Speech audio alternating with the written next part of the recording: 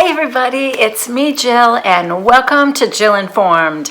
This is the recap of the Real Housewives of Salt Lake City, Season 1, Episode 1. Welcome to Salt Lake City. Okay, you guys, I'm excited.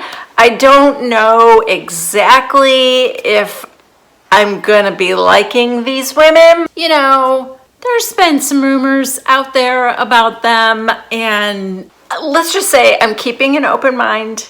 This first episode was very interesting. One of these women in particular, she is standing out to me for all the wrong reasons, but because of that, I am like so here for her. Anyway, let's get into the episode. This premiere episode is an hour and 15 minutes, and because we also are just getting to know each of the ladies, and we also get their taglines and stuff like that, my recap is going to be, I don't even know how long. I am really going to have to work hard in editing, I think, to get this down to a manageable time for you guys, but just bear with me if it's running kind of insanely long. Immediately, I can tell you I am looking forward to having some amazing scenery behind me here.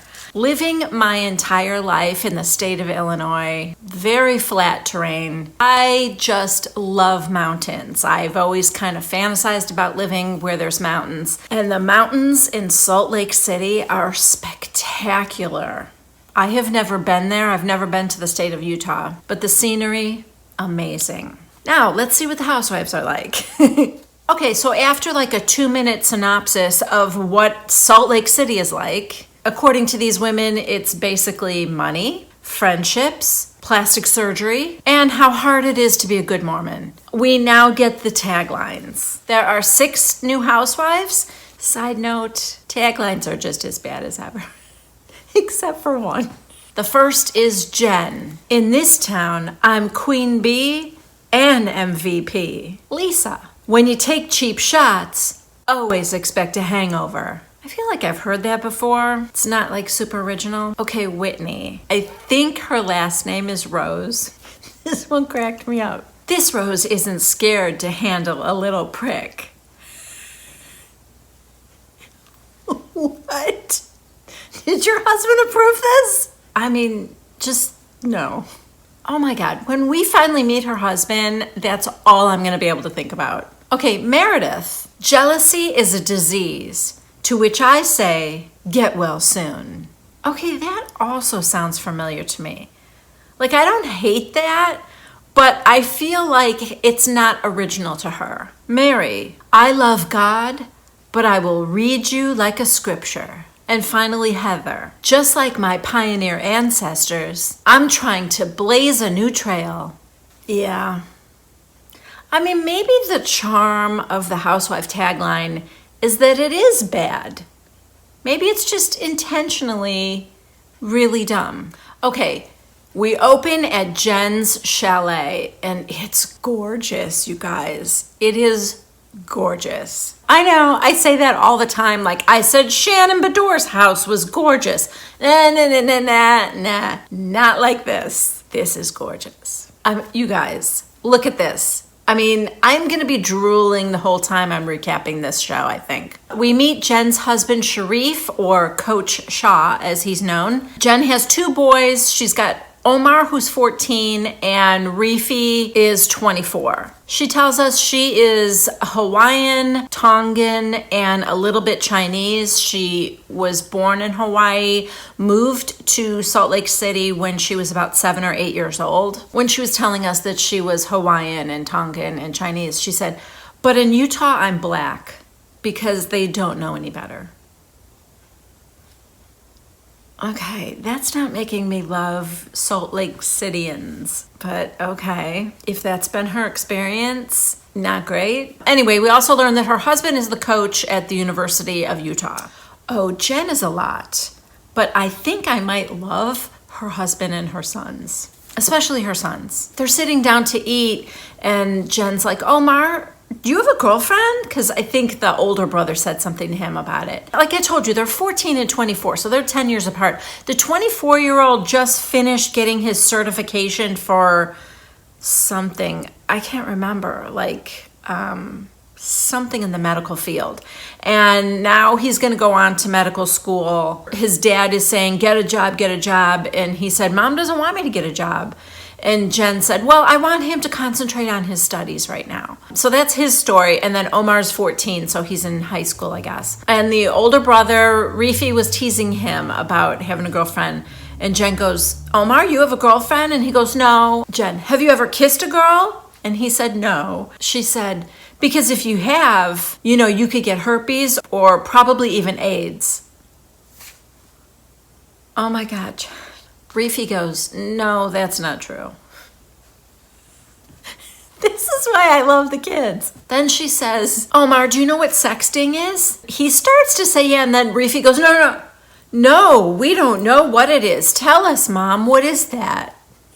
He's just kind of sarcastic, and everyone starts laughing. The husband, the kids, I like them. Jen, like I said, she's a lot. Okay, now we're introduced to Heather. She tells us she is born and raised in Utah. Her ancestors came, well, you remember her tagline. Her ancestors came over on like the wagon train. They settled in American Fork, Utah. There are just generations and generations of Mormons. Now, forgive me because I don't know much about the Mormon religion. So what I'm telling you, I am just relaying what Heather told us. She said, in the Mormon doctrine, perfection is attainable. And because of that, Mormons are constantly trying to perfect themselves. So she opened Beauty Lab and Laser. And she said, it's like putting your hand in a river of money because perfectionism is a Mormon pastime.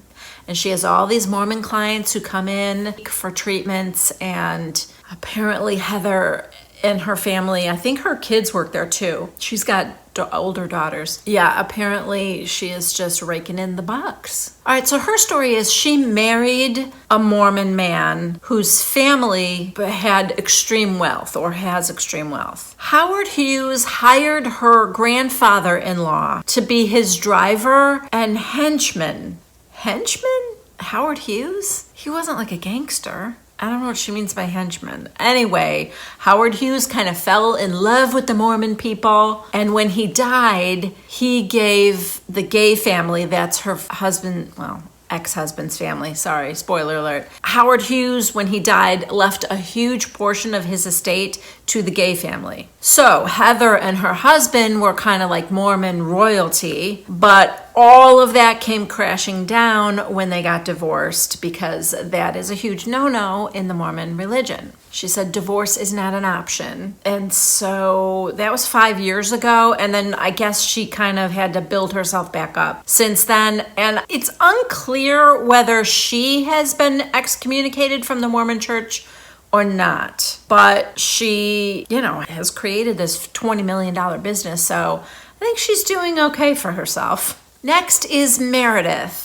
Loving her house, of course. I love them all. We meet her son, Brooks. He's 21, and her husband, Seth. So her story is they moved to Utah 7 years ago from Chicago, and for the last 5 years, they've been living there part-time.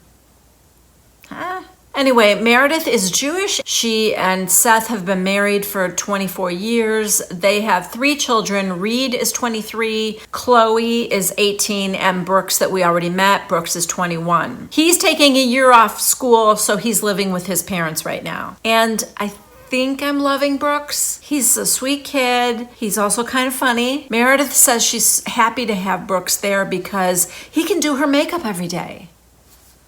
I don't know what that means. Is he going to school for that, maybe? I don't know. Oh, okay. So Seth is working back in Chicago. So his job must have ended. That's why they're like part-time in Utah. Because Seth is living in Chicago. And Meredith says she has to stay in Utah because her store is there and her jewelry design business. She said her busy season is mid-December through March. She gets a lot of celebrity clients coming into her store. Charlize Theron, Rihanna, Scarlett Johansson, just to name a few.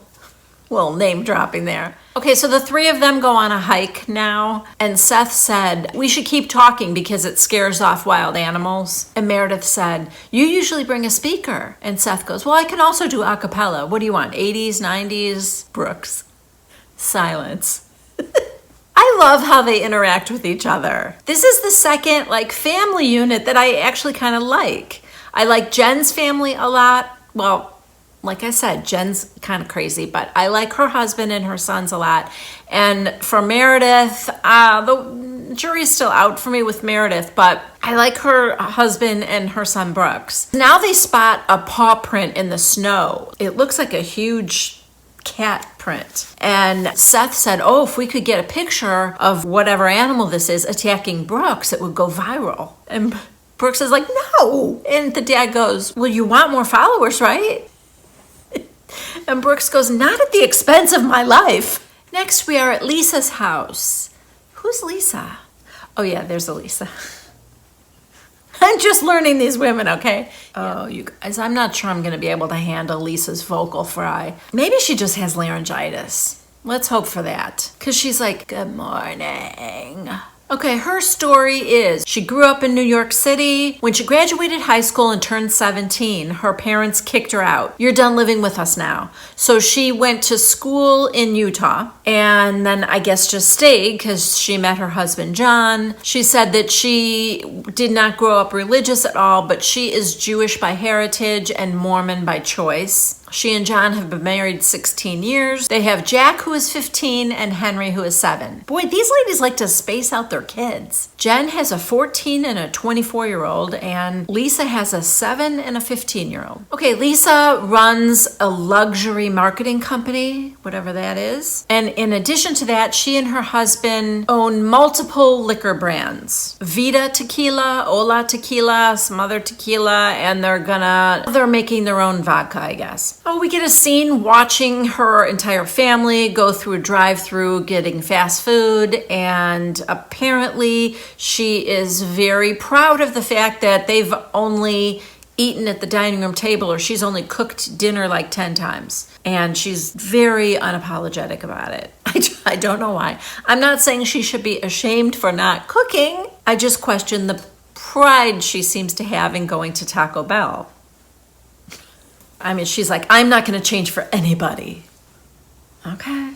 All right, now this is the first interaction of Housewives. We see Jen going to Heather's spot. They are friends because they hit it off immediately because Heather is into rap music. I forgot to mention earlier, Heather loves black men, rap music, and something else. I don't know. She mentioned 3 things that I guess Heather thought was edgy. I don't even know why she mentioned it. Jen took an immediate liking to Heather. By the way, Jen shows up with her first assistant, Stuart, leading us to believe that there are more than one assistant. And she's there to have her armpits de-sweated or something.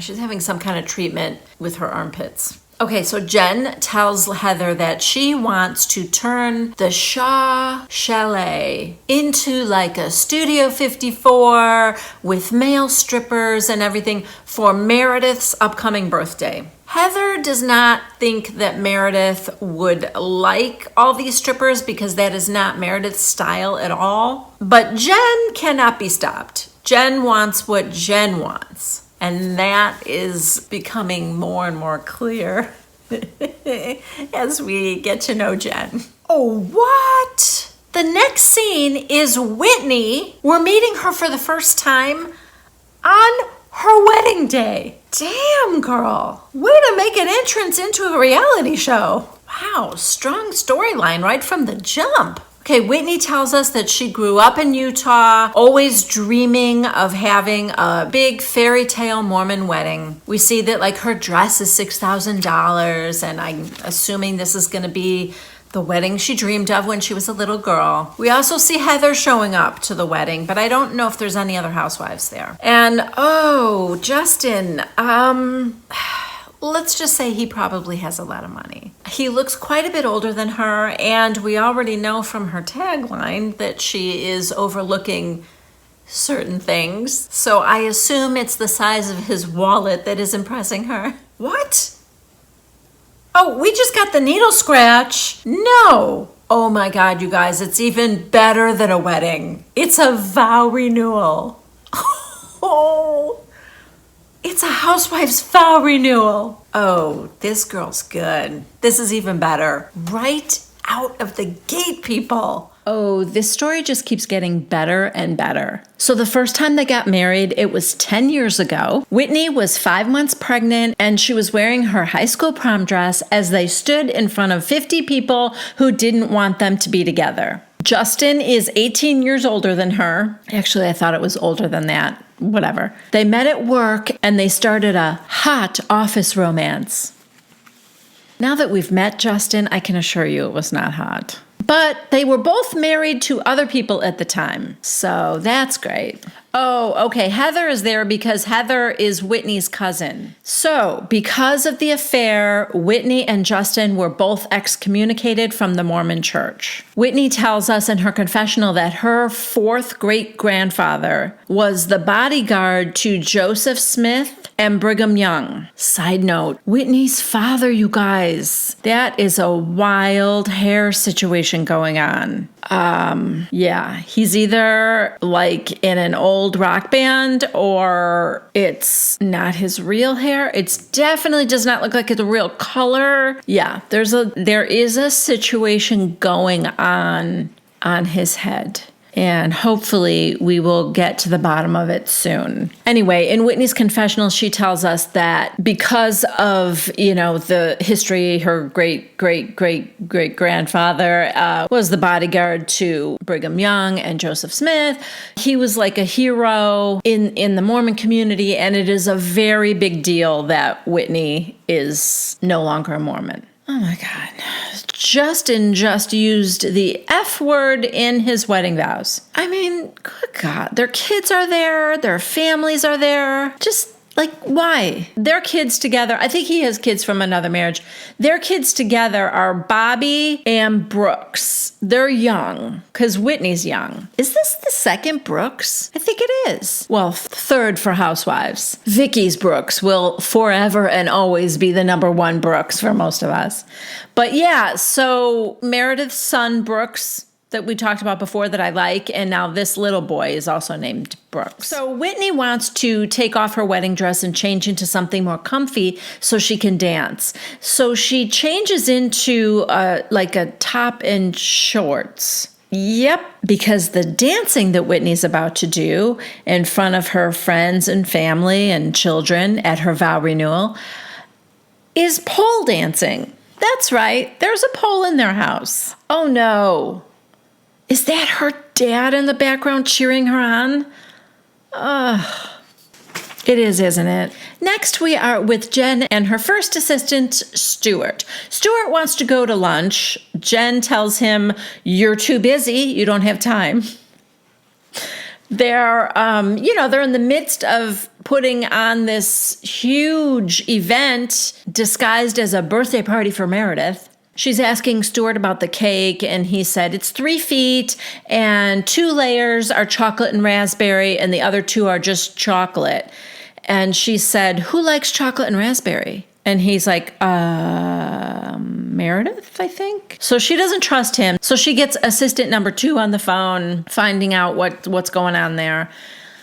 Yeah, it's excessive. Jen is excessive, you guys. Now we are at Meredith's house again, and Lisa and Jen are coming over. So Meredith and Lisa met because they were set up on a blind friendship date, and they just hit it off. I think maybe because Lisa is from New York City and Jen is from Chicago. Maybe they just have like the growing up in the big city similarity or something. I don't know. And Jen met Lisa at Sundance because I think Jen said something like Lisa Barlow has the connection to get into Sundance. I don't know what Lisa does, but I know what Lisa does. Luxury marketing. I'm not sure how that applies to getting into Sundance.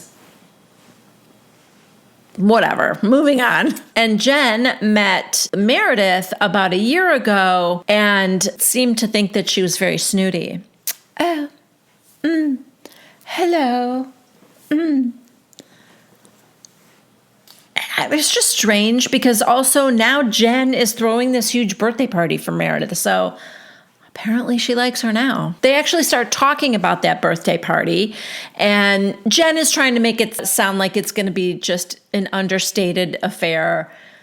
Meredith and Lisa know that it is not, because apparently they know Jen better than we do so far. But we're getting to know her. And Jen tells them that she just met Heather for drinks the night before. And she said to Lisa, I didn't know that you and Heather were friends for so long. Heather told me you guys have known each other for 20 years, that you went to school together. Lisa, I guess. I don't really remember her. Yeah.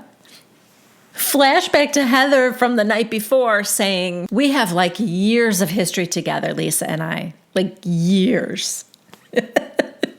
All she remembers is Heather was a party girl. Honor code what? And flashed her boobs. Yeah, she was like a fun girl, but I don't really remember much about her. So she's sticking to that story. Now we are at a restaurant with Whitney and Mary. Mary and Whitney met through Whitney's cousin. Unclear if she means Heather. Mary is a fashionista. She's very outspoken. Mary says, if I said it, I said it. Even if it's not nice. I said it.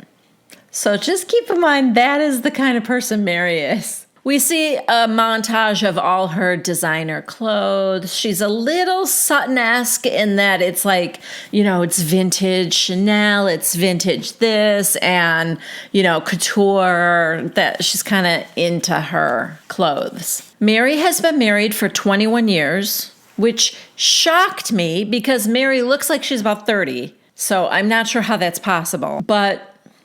And I know most of you already know this, but it was just as good hearing it again. Whitney tells us in her confessional, everybody in Salt Lake City knows that Mary is married to her step-grandfather. It's so good. We then see a confessional with Mary and her husband / grandpa. And Mary said, well, it was kind of an arranged marriage in a way because it was in my grandmother's will. Bobby, her grandpa husband, she said that if anything ever happens to me, Bobby, I want you to marry one of my girls because I know they'll take care of you. God, gee, thanks, Granny. Couldn't they take care of him without marrying him? Her grandchildren? Oh my God. Just to be clear, it is not her grandfather. It is her grandmother's husband. There is no blood relation there, but still. Oh, God. We see a few confessionals from some of the other housewives, and they're like, listen, we see a lot of weird shit in the Mormon church, but this is really weird. Okay, so Mary is not Mormon. She's Pentecostal, and she is the first lady of their church. She doesn't like to be called a pastor because that makes her seem very old, but basically that kind of is what she is. It is the First Temple Church, and it was inherited by her grandmother. Oh, boy. If I were Mary, I'd be like, Grandma, please stop leaving things to me. Whitney tells us that she's kind of done with religion, but she does agree to go to one of Mary's services. And then they check their phones for some reason, and Whitney said, oh, Jen called me. She's having a party for Meredith. And Mary goes, oh, well, I'm not going to be invited. Whitney, why do you think that, Mary? Mary goes, well, she brought up that I talked about her really bad, and that I said she smelled like hospital. Oh, my God. That is a sick burn, first of all, and very original, I might add, to tell somebody that they smell like a hospital. I'm sorry. I think that's hilarious. In Mary's confessional, she said, we used to be good, Jen and I, but she hugged me once. I have a very sensitive stomach for smelling hospital. And she hugged me, and Mary's like, Mary almost threw up. In Jen's confession cam, she tells us that she actually was at the hospital all week with her aunt, who was like a mother to her, and they had just found out that she had to have both of her legs amputated. So she said, Mary knew what I was going through, and for her to say that then was just like so mean. Mary says it brings her back to a very dark place, this smell of the hospital, and it just makes her sick. Now remember, Mary says what she says, and that's just who she is. Then Whitney, who's now still looking at her phone, goes, oh, I wasn't supposed to mention it to anybody. Good one, Whitney. But then she tells Mary to check her phone and see if she got anything from Jen. Mary does it, and she did get invited. Jen tells us it's because Meredith gave her a guest list and Mary was on it. Now we are at Jen's chalet the day before the big party. It's crazy over the top. We meet her third assistant. Heather's coming over and she's like, I had to walk like 7 miles. What are all these cars doing? What is happening? So she goes in and she sees that, she's really transforming everything inside. It is just like a ski chalet. So there's a lot of wood, and she's covering all the wood with white curtains, and it's going to be very chic and whatever. It's hugely over the top. Jen and Heather sit down to talk now. And of course, Jen tells her what Lisa said about not even basically knowing her. Heather, this was interesting because I wasn't sure if Heather was saying that Lisa was the coolest girl ever. That's what I thought at first. I played it back a couple times, and this is what I think. Jen said, yeah, I talked to Lisa about how you told me that you guys had a 20-year friendship. And Heather interrupted and she said, oh, she's like my best friend. She's the coolest person ever. Kiddingly saying, did Lisa say that about me? Because then Jen said, well, no, kind of the opposite. And Heather goes, really? And she said, yeah, she basically didn't even remember you. Now Heather tells us in her confessional that, yeah, Lisa is like that. She doesn't think Heather's important enough to remember. Lisa thinks she's better than Heather. If that's true, and it sounds like it probably could be true, but if it's true, why didn't Heather say that to Jen before? You know what I mean? When she said, oh yeah, I've known Lisa for 20 years. We went to college together at Brigham Young University. Why didn't she say, but also she wasn't the nicest person in the world, and she thinks she's better than everybody else? But she didn't. She acted like they were friends, like they had years of friendship. So that doesn't add up to me. Anyway, Jen said, well, the one thing she does remember is that you were like a good time girl. And Heather goes, what? I was not. That's a complete lie. I was a virgin until I got married. Heather tells us that I guess all the students have to sign an honor code when they attend BYU. That's what Lisa meant when she said honor code. What? So yeah, Heather is denying that entirely. Now we are back at Meredith's house. It is the day of her birthday, and Brooks is on the phone FaceTiming his dad, who is in Chicago and not coming home for his wife's birthday. But he did buy roses, and Brooks is showing him what the florist did with all the roses. Oh my God. Well, first of all, Brooks put a bunch of candles all around for his mom when she got home, which was sweet. Now he's showing the dad, you guys, this isn't even pretty. It's too many rose petals. I'm sorry, it's too many. Now I know there is such a thing as too many rose petals. They are everywhere. It is an insane amount. First of all, there are roses. It looks like a coffin covered in roses, and then it's spilling over onto the coffee table and then onto the floor, but you can barely see the floor or the coffee table, and it goes all the way down the hall. It's like covered wall to wall with rose petals. Not just like a trickle, strewn about. No. Too many rose petals. And who is going to clean that up? Oh my God, thank you, Seth. He also said it looked like a coffin. It does. Anyway, the dad said, it looks like a Prince video. And Brooks goes, I don't know who that is. First of all, Brooks, you're 21. You should know who Prince is. But also, Brooks makes me laugh. I think he's funny. So as I said, Seth is not coming home to surprise his wife. And Brooks said, I don't want to go to the party alone with Mom. Okay, now everyone is getting ready for the big birthday party. Lisa tells her husband that she's wearing all black. You know, I don't do the short cocktail dress and big stiletto heels. Ew, that's gross. I'm a New Yorker. Cut to Whitney coming out of her house in a short mini cocktail dress and big stiletto heels. Yeah. Thanks, Bravo.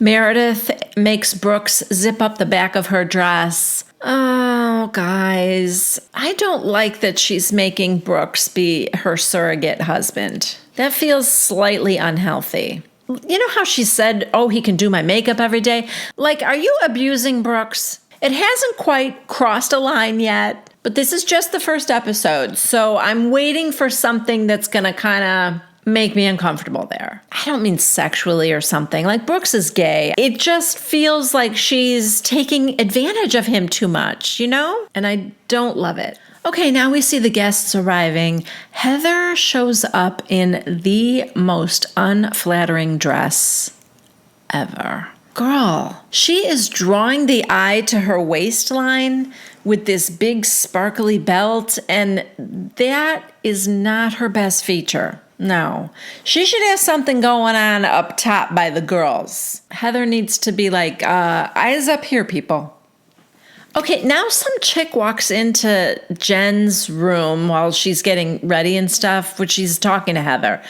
And I don't know who this woman is, but she's like a ditzy blonde, and she's like, happy birthday to you.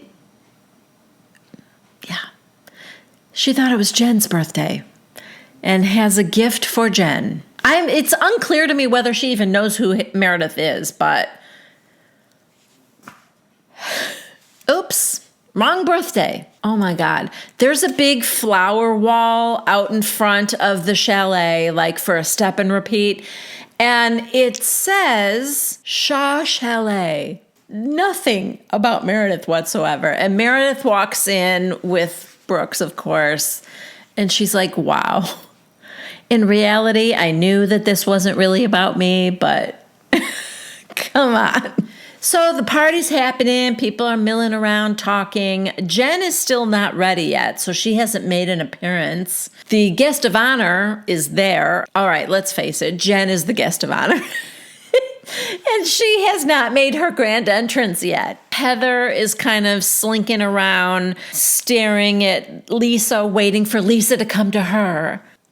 Heather, Lisa's not coming to you, girl. Sorry to tell you that.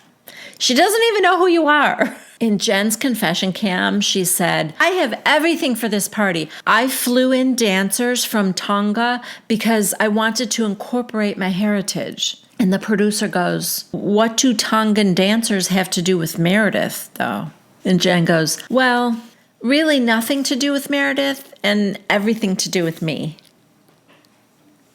And there you have it. Okay, now Jen and Mary sit down to talk.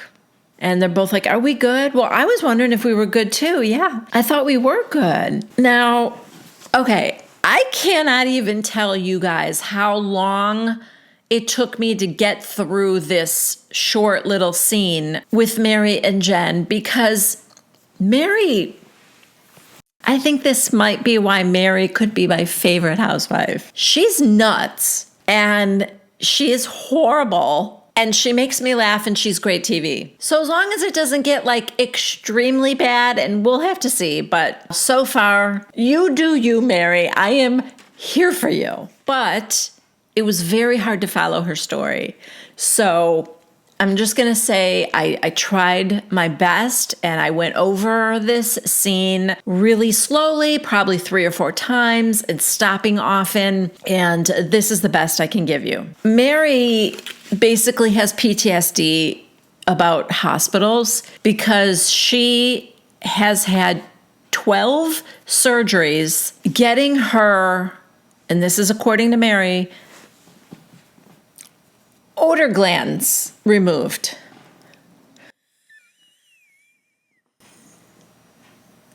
Okay? She says, "It was a very dark experience. They lost me twice. I almost died twice. So that smell, I don't care if I need a nose job. I will never go back into a hospital." Okay, let's unpack that for 1 second. I am loving that Mary thinks that people only go to a hospital for elective surgery. Right? I have no idea what the 12 surgeries for odor gland removal was. And forgive me if it was some kind of cancer or something, but it didn't sound like it. I don't know what the deal was, but 12 surgeries for that. Again, wow. And they lost her twice. She died twice on the table. So that experience is so dark for her that she will not even if she needs a nose job, she will not go back to the hospital. Now, what will she do if she has a heart attack and needs bypass surgery? I don't know. I don't think she thought about a necessary surgery, but she will never go back into a hospital. So Jen basically just wants Mary to apologize for telling her that she smells like hospital because they just found out her aunt was going to have to lose her legs. Side note, now that I know that Jen actually was in the hospital all week, this doesn't feel like a mean thing to say to somebody. I know you're probably thinking it would be the opposite. Now that I know she was actually there and her poor aunt lost her legs, it was terrible for Mary to say it. No, now it makes sense that Mary said it. At the very beginning of this, I thought Mary said it as like, this is a mean thing to say to somebody, and I thought it was clever. You know, like if you were to say to someone, "You smell like a pigsty," or something. If you then found out that that person was actually at a pigsty, then it's not even funny anymore. Then it's just kind of true. So finding out that Jen had been at the hospital all week and just came from the hospital, Mary, having a sensitive nose, was just actually smelling it. And for her to say, "Oh, you smell like a hospital," like that triggers something in me. I could see Jen even going, "Oh, sorry. Yeah, I shouldn't have hugged you because, you died twice in the hospital getting your odor glands." I am still not sure what that was. Also, oh my God, I just thought of this. Jen just had an armpit procedure done at Heather's spa. I wonder if Heather could have helped Mary. Maybe. And maybe Mary didn't even have to go to the hospital at all. She could have just gone to a lovely spa that doesn't smell like hospital. Oh, God. Anyway, this is getting really dumb. Jen thinks that Mary said, "It smells like hospital in here." Jen was offended by that. Mary said, "No, I said you smelled like a hospital. Who told you that I said that it smelled like hospital in here?" And Jen goes, "Carrie." Mary said, "Well, was Carrie even there? Where is Carrie? Where's Carrie? Get Carrie over here." So Carrie comes over. We don't know who Carrie is, a friend of Jen's. And they ask her if she heard Mary say it. And Carrie said, "I absolutely did." And Mary does not like that at all. Because now Mary goes, "Yeah, I did say that. I absolutely did. But what's your point? You smell like a hospital too." So, wait, what? This is what I mean. Like, it's hard to follow Mary. First of all, Mary denies that she said that it smelled like hospital in there. Mary denies that. So she wants to find Carrie, get Carrie over here to confirm, because Mary wasn't even sure that Carrie was there at the time. Carrie comes over. Carrie corroborates Jen's story. And now Mary says, yeah, I did say it. So what? What's your point? What? Now you're admitting it? Why did Carrie need to be summoned? Mary goes, "I just smelled hospital. That's all. I wasn't trying to be mean."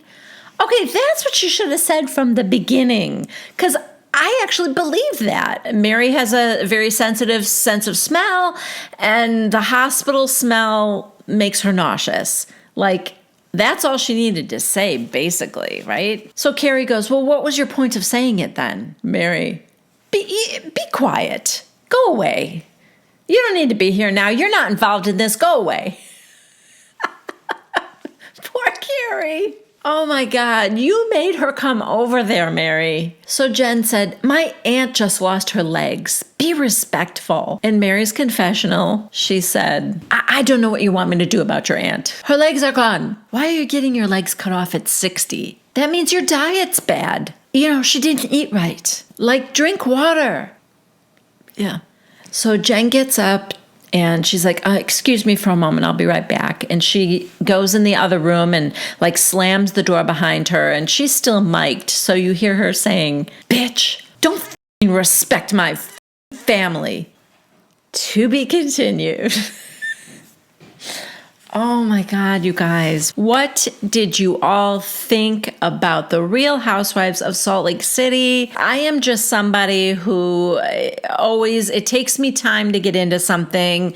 I'm always willing to give something a chance. I don't normally immediately love or hate anything. This was pretty good though. Bravo was really kind of hyping it a lot. So I think expectations were high. And because of that, some people might be disappointed. But I generally try not to buy into all the hype. So it was pretty good. Obviously, we're just establishing the characters and stuff like that for this first episode.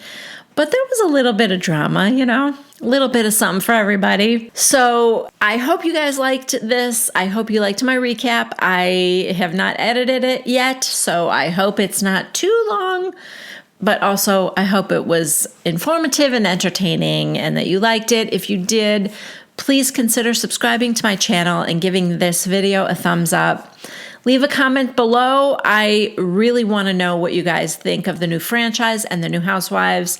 Who's your favorite? Who's your least favorite? And why? Let me know everything down below. Also, because Orange County is on the exact same night, which I don't like that, you guys, because I'm not going to have two videos coming out on the same day. So I'm going to spread it out. Since Monday is my season 1 series shows, Wednesday will be, for right now anyway, Wednesday will be Orange County until it's over. And that, I believe, is a truncated season. I think they have only 12 episodes. And then I don't know about reunions. So until that's over, I am going to push Salt Lake City to Fridays. So I will have videos Monday, Wednesday, and Friday for a while. All right, I will see you next week for the next recap of the Real Housewives of Salt Lake City. Bye.